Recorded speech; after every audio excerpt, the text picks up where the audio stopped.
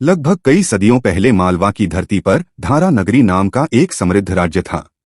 उस राज्य के राजा भोज अपनी वीरता, विद्वता और न्यायप्रियता के लिए दूर दूर तक प्रसिद्ध थे।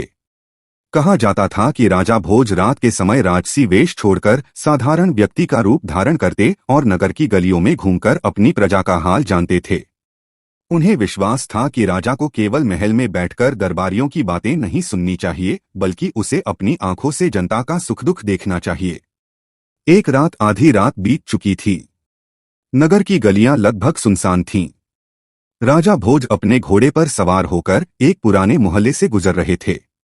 तभी उनकी नजर एक छोटी सी झोपड़ी पर पड़ी। बाकी घरों में अंधेरा था, लेकिन उस झोपड़ी में अब भी दीपक जल रहा था। राजा भोज ने सोचा कि इतनी रात गए इस घर में कौन जाग रहा होगा। वे दरवाजे के पास पहुंचे और धीरे से आवाज लगाई, अंदर कौन है? इतनी रात तक दीपक क्यों जल रहा है? अंदर से एक वृद्ध व्यक्ति की कांपती आवाज आई, कौन है? राजा भोज ने उत्तर दिया, मैं राहगीर हूं। इतनी रात में तुम्हारे घर में दीपक जलता देखकर रुक गया। वृद्ध ने दरवाजा खोल दिया। सामने लगभग 80 वर्ष का एक कमजोर ब्राह्मण खड़ा था। उसके चेहरे पर उम्र की झुर्रियां थीं और आंखों में चिंता साफ दिखाई दे रही थी। राजा भोज ने पूछा, बाबा, इतनी रात तक जागने का कारण क्या है? वृद्ध ब्राह्मण ने लंबी सांस लेते हुए कहा, अब शरीर पहले जैसा नहीं रहा। जीवन भर लोगों के घर पूजा पाठ कराकर जो मिला उसी से घर चलता रहा, लेकिन अब पैरों में ताकत नहीं, आंखों की रोशनी कम हो गई है और कोई संतान भी नहीं जो मेरा सहारा बन सके। समझ नहीं आता कि आगे का जीवन कैसे कटेगा। उसकी पत्नी विमला ने कहा, स्वामी, आपने पूरी जिंदगी दूसरों के लिए प्रार्थना की है, कभी किसी के सामने हाथ नहीं फैलाया।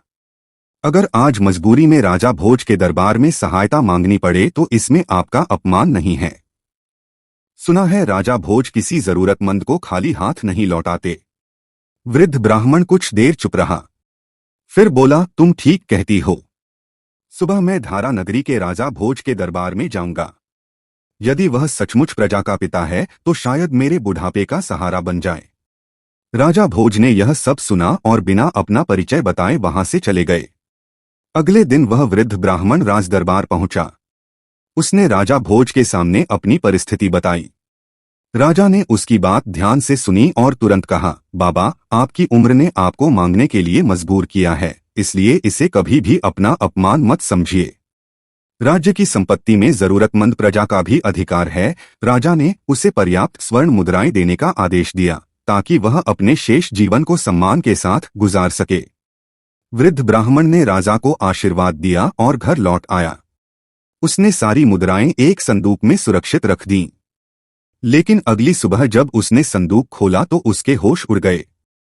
संदूक पूरी तरह खाली था। न ताला टूटा था, न दरवाजा खुला था और न घर में किसी के आने के निशान थे। वह घबराकर पत्नी के पास गया। विमला ने कहा, शायद कोई भूल हुई हो, आप फिर राजा भोज के पास जाइए और पूरी बात बताइए। ब्राह्मण दोबारा दरबार पहुंचा। राजा भोज ने उसकी बात सुनी और बिना सवाल किए फिर से उतनी ही सहायता देने का आदेश दिया। लेकिन इस बार भी सुबह होते ही धन गायब हो गया। राजा भोज को भी आश्चर्य हुआ। उन्होंने सोचा कि इस घटना के पीछे कोई साधारण चोरी नहीं हो सकती। ब्राह्मण तीसरी बार सहायता लेने आया तो राजा ने उसे धन तो दिया, लेकिन मन ही मन तय कर लिया कि इस रहस्य की सच्चाई वह स्वयं पता लगाएंगे। उस रात राजा भोज गुप्त रूप से ब्राह्मण के घर के आसपास छिपकर बैठ गए। आधी रात के बाद अचानक एक अजीब घटना हुई। ब्राह्मण गहरी नींद में था। तभी उसे स्वप्न आया कि राजा भोज स्वयं उसके सामने खड़े हैं और कह रहे हैं, बाबा, राज्य पर संकट आ गया है। जो धन मैंने तुम्हें दिया था वह मुझे वापस कर दो। स्वप्न में ब्राह्मण ने स्वर्ण मुद्राएं राजा को सौंप दी। सुबह ब्राह्मण की आंख खुली तो संदूक फिर खाली था। राजा भोज यह देखकर स्तब्ध रह गए। तभी उनके सामने एक रहस्यमय व्यक्ति प्रकट हुआ। उसका चेहरा राजा भोज जैसा था और आवाज भी बिल्कुल वही थी। राजा भोज ने पूछा, तुम कौन हो? वह व्यक्ति मुस्कुराया और बोला, मैं वही हूं जिसे तुम होनी, नियति या भाग्य कहते हो। तुमने इस वृद्ध की सहायता करने का प्रयास किया, लेकिन इसके पूर्व कर्मों का फल अभी समाप्त नहीं हुआ है। तुम्हारा दिया धन इसके पास टिक नहीं सकता। राजा भोज ने कहा, यदि इसके कर्मों का फल है तो भी मैं इसे अकेला नहीं छोड़ सकता। किसी भूखे व्यक्ति को भोजन देना और किसी असहाय को सहारा देना मेरा धर्म है। रहस्यमय व्यक्ति ने उत्तर दिया, तुम अपना धर्म निभाओ राजन, लेकिन याद रखो मनुष्य कर्म करने के लिए स्वतंत्र हो सकता है, परिणाम पर उसका पूरा अधिकार नहीं होता। राजा भोज ने उस रात पहली बार नीति की शक्ति को इतने करीब से देखा। उनके मन में प्रश्न उठा कि यदि भाग्य इतना शक्तिशाली है तो क्या स्वयं राजा भी उससे बच सकता है। कुछ समय बाद राजा भोज शिकार के लिए जंगल की ओर निकले। अचानक उनका घोड़ा बेकाबू हो गया और उन्हें बहुत दूर घने जंगल में ले गया। रास्ते में घोड़ा फिसला और राजा भोज जमीन पर गिर पड़े। उन्हें गंभीर चोट लगी।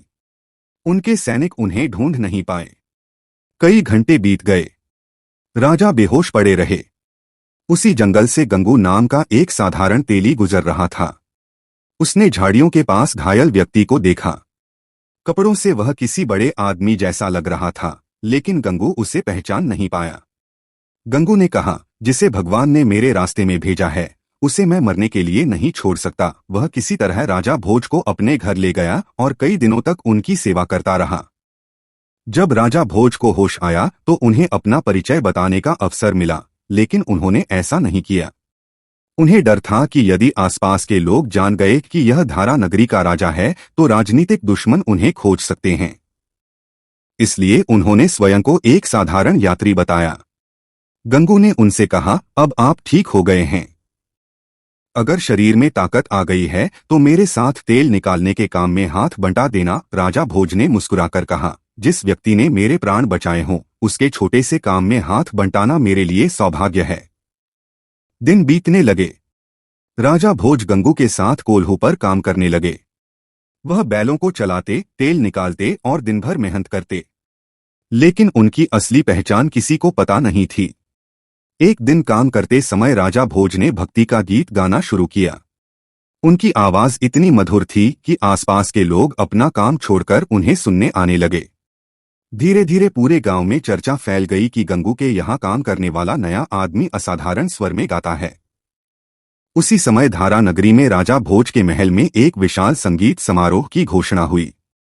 राज्य भर के श्रेष्ठ गायक और संगीतकार आमंत्रित किए गए। गंगू ने राजा भोज से कहा, तुम्हें इस सभा में जाना चाहिए। तुम्हारी आवाज सुनकर राजा अवश्य प्रसन्न होंगे। राजा भोज ने मना किया, लेकिन गंगू के बार बार आग्रह करने पर वह तैयार हो गए। गंगू ने अपने पास मौजूद सबसे अच्छा कपड़ा उन्हें दिया और कहा, मेरे पास देने को कुछ नहीं है, बस इसे पहनकर चले जाना, शायद तुम्हारी किस्मत बदल जाए। संगीत समारोह शुरू हुआ।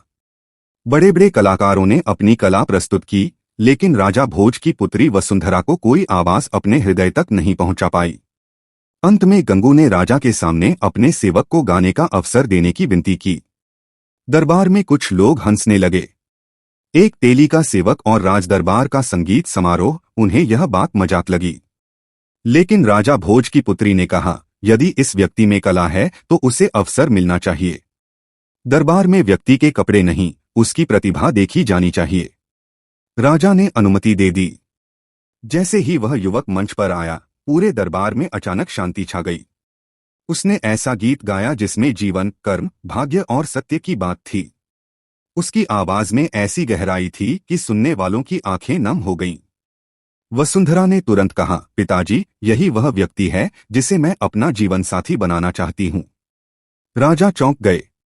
उन्होंने कहा, बेटी, बिना उसके वंश और परिचय को जाने ऐसा निर्णय कैसे लिया जा सकता है?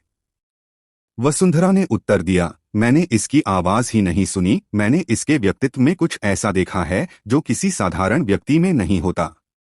इसकी चाल, इसका व्यवहार और इसकी आंखों का तेज किसी बड़े घराने की कहानी कहता है। राजा ने विद्वानों की परीक्षा लेने का निर्णय किया।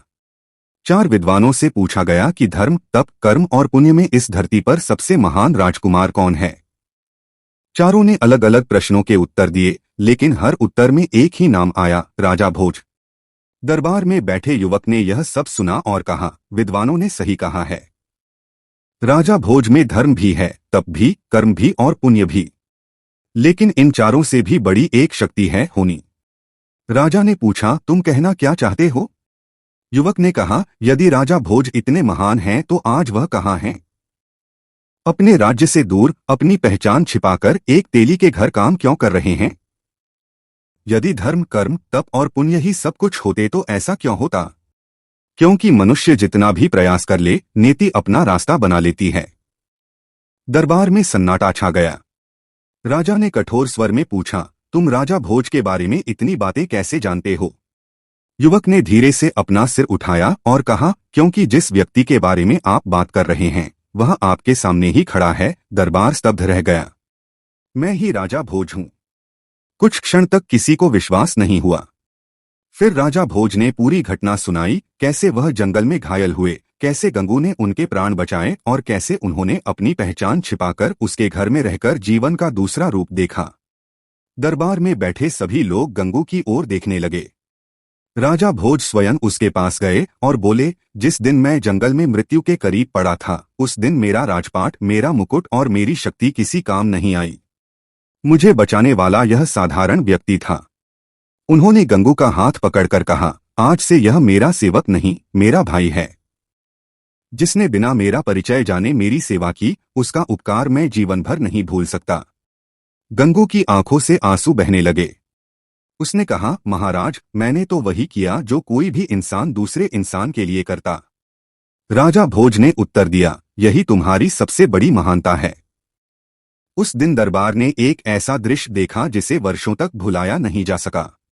एक ओर राज्य का महान राजा था और दूसरी ओर एक साधारण तेली। लेकिन नियति ने दोनों को ऐसी परिस्थिति में मिलाया कि दोनों एक दूसरे के जीवन का सहारा बन गए। कहानी यही सिखाती है कि धन, पद, शक्ति और प्रतिष्ठा मनुष्य को बड़ा बना सकते हैं, लेकिन इंसानियत ही उसे महान बनाती है। कर्म करना हमारे हाथ में है, लेकिन परिणाम हमेशा हमारे नियंत्रण में नहीं होता। इसलिए अच्छे कर्म करते रहिए, जरूरतमंद की सहायता करते रहिए और कठिन समय में सत्य का साथ मत छोड़िए। क्योंकि समय कब किसे राजा से रंक और रंक से सम्मानित व्यक्ति बना दे, यह कोई नहीं जानता। होनी का खेल सबसे बड़ा है, लेकिन अच्छे कर्म वही दीपक हैं जो अंधेरे समय में भी मनुष्य का रास्ता रोशन करते हैं। अगर आपको राजा भोज और गंगू की यह कहानी पसंद आई हो तो वीडियो को लाइक करें, अपने दोस्तों के साथ शेयर करें और ऐसी ही ऐतिहासिक एवं प्रेरणादायक कहानियों के लिए चैनल को सब्सक्राइब करना।